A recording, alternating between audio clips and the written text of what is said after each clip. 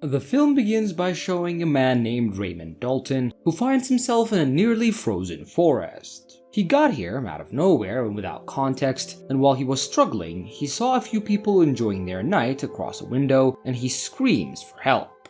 However, they don't seem to notice him, so he attempts to approach the compound, to which he ends up being electrocuted by some kind of energy, and he collapses and loses consciousness. The scene then forwards to a while later, where Ray was in the house being threatened by one of the women there, Gina, and she notifies him that they found him unconscious in the snow and have taken him into their refuge. Ray also tells her that he doesn't remember anything before that, or where he came from, but Gina tells him to just stay warm in their residence. Shortly after, a man comes to the room to ask Gina to speak privately, and there he scolds her for taking Raymond into the house, as Mr. Valley would not like to. However, as they were arguing, the acclaimed Mr. Valley came and asks about the matter, to which Gina answers that the man was about to die from hypothermia and that she had to help him out. Mr. Valley then enters the room to see Raymond, and he introduces himself to Ray and reveals to him that the house is a refuge that he has built for the collapse. It is self-supportive and self-contained, and he also added that the energy from the electrocuted rays was a particle barrier, a force field meant to protect the refugees from intruders. Later, as Mr. Valley was showing the house around him, he told him that everything perished due to the weather and that it was all caused by a bacteria that was unearthed after 10,000 years. First, the bacteria polymerized the water into some other type of water, which now makes the water freeze at 40 degrees instead of 32.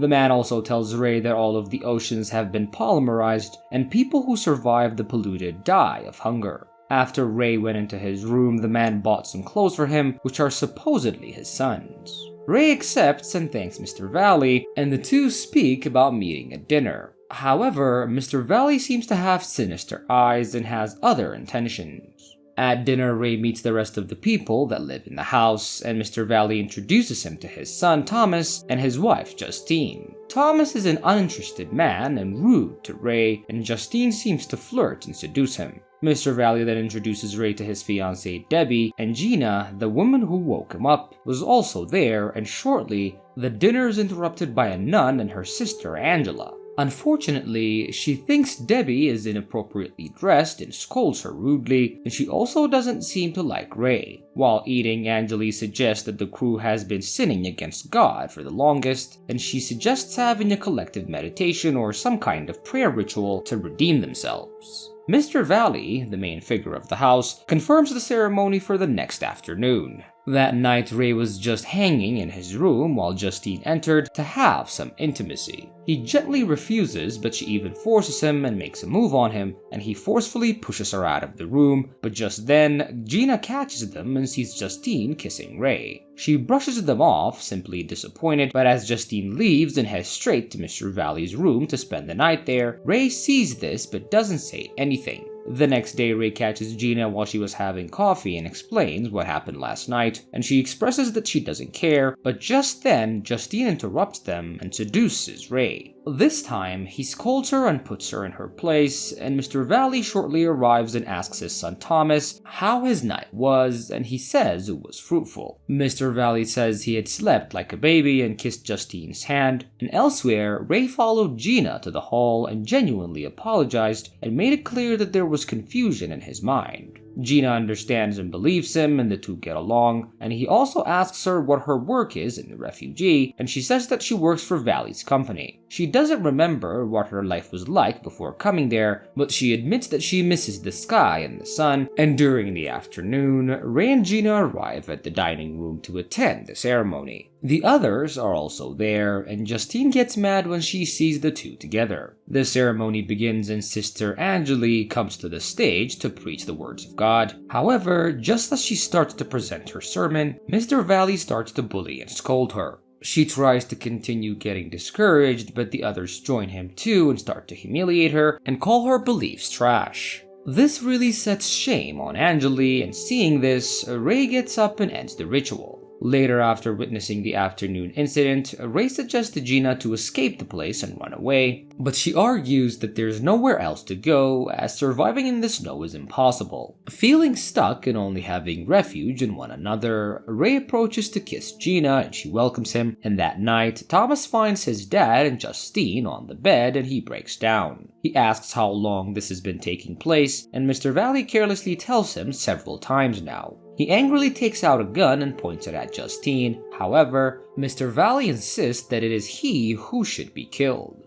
When Thomas hesitates, the man insists on Thomas and urges him to shoot, but before he does so, Mr. Valley shoots him with a tiny weapon. This causes Thomas to bleed in his gut and die tragically, and upon seeing this, Ray jumps on Mr. Valley to attack him, but to his surprise, he slips out of that time and place and finds himself in the former office of Mr. Valley. This time, Mr. Valley is replaced with another person in the cabin, and at the same time, Thomas walks into the room and he has aged and is a lot nicer to Ray. He introduces the nurse to Ray, and this time the nurse is Justine instead of Gina. Shortly, Debbie walks into the room, but this time she has the former Justine's seductive personality. Mr. Valley also comes shortly, but he is not altered. However, his fiancée is Angeli on his side, acting the complete opposite of a nun. It seems like everybody has shifted personalities and swapped personalities except Ray and Mr. Valley himself. Shortly after, Gina appears dressed as the former nun, and before sitting down, Gina scolds Angeli for dressing inappropriately. Gina then suggests the crew needs redemption through prayer and spirituality, and Mr. Valley agrees as before. However, Ray realizes that everything is happening again except for Gina, who will be humiliated on stage. So he strongly and physically opposes the idea of the ceremony, and this sister Gina doesn't seem to know or remember Ray at all, and she orders him to back off from her and leaves the room with rage. Ray then confronts Mr. Valley about what's happening to the people, and Mr. Valley admits that he's the one altering their personalities. Ray asks the man to switch Gina back to the way she was, but Mr. Valley tells him this could be her true personality. Ray doesn't accept this, but Mr. Valley firmly cautions him to play by his rules, otherwise he'll be obligated to leave the house and die in the deadly snow. Without hesitation, Ray starts to pack some clothes in his room, and he's interrupted by the former Debbie, who is now trying to seduce him as Justine did before. He knows how things will turn out, so he simply declines and takes her out of his room, and Ray then heads to one of the rooms and finds Thomas's gun, and shortly he finds Sister Gina and abducts her from her room to take her with him, and she sees the gun and she complies out of fear. Out in the snow, Ray and Gina were struggling to survive, and while chatting, he tells her about her desire to see the sky and the sun.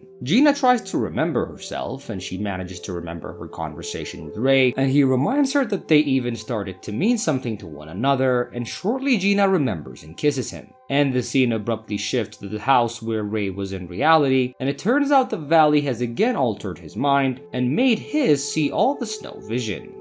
He admits that he allowed him to get through Gina's mind, and Ray is not disappointed, but the worst happens when Mr. Valley calls out to his new fiancée Gina out of the room. Shortly, Gina appears, kissing and embracing Mr. Valley. Ray now has shock and collapses on the ground, and the scene shifts to another place where he's kept under critical medical care. Doctors see him shakingly and try to calm him down, and when they were about to take him to a different stabilized room, Ray kept on insisting on going back to where he was. The nurse assures him that it was all just a dream, but he thinks that they were too real to be dreams, and the nurse also tells him that he also has a brain tumor, which is a lesion in his brain. He was placed in cold sleep until it could be removed. However, Ray insists that he was in a storm with people that were real, but the nurse shows him that they were all people frozen like him and that it was all just a dream. When he was still unconvinced, the nurse injects him with anesthetic to help him sleep, and the scene then shifts to the next day where Ray was discussing his dream with a doctor. Ray tells the man that he was not hallucinating and that really he was connected to the other sleepers, and he thinks it could be due to the biofeedback regulators altering their brainwaves. He also thinks Valley knows that they're dreaming and is altering the dream as he wishes. However, the man doesn't seem unconvinced and unable to take any action for Ray's words. Disappointed, Ray goes into another friend at the facility and he tells him about the girl and even shows him her file. She is a nurse in real life and was frozen in sleep with the other sleepers, and Ray claims to be a journalist and he's investigated the background behind their names. Everybody in the house was once a real life person and had a family, and now they're just frozen to sleep until they can be awakened on time. Ray has researched everybody's families and has information on them, and Ray then asks the man for a favor. He wanted to be put back to sleep, and the man wanted to help him find his dreaming girl, so he helps him, and later we see them in the operating room. They laid him on the bed and attached some blood pressure regulators, and in the meantime, we have a glimpse of the rest of the crew's frozen bodies in a tank. After going to sleep successfully, we see Ray back in the house and Mr. Valley comes to welcome him back to the dream. Ray then confronts him about his obsession with control and authority, and Valley admits that he exerts power directly here and that he likes to control the dream. While Valley has turned everyone in the house into enemies as he can control their subconscious, they all turned against Roy, and now they have turned their appearance into some evil creatures. Valley orders him to kill Roy, but just as Thomas starts to fight him, Roy starts to speak about his family that exists in real life. Thomas stops hurting Roy and hesitates, and Roy quickly continues to tell him what his life was like, but Valley insists that he was telling a lie. Roy then tells Thomas about the names of his children, and Thomas will remember them in no time, but the others also start to approach and attack Roy, but he also tells them about their lives and their backgrounds, and they remember them one by one. This makes everyone realize who the real enemy is, and the very intense moment takes the dreamer exhausted, and we see Valley unable to control the stress.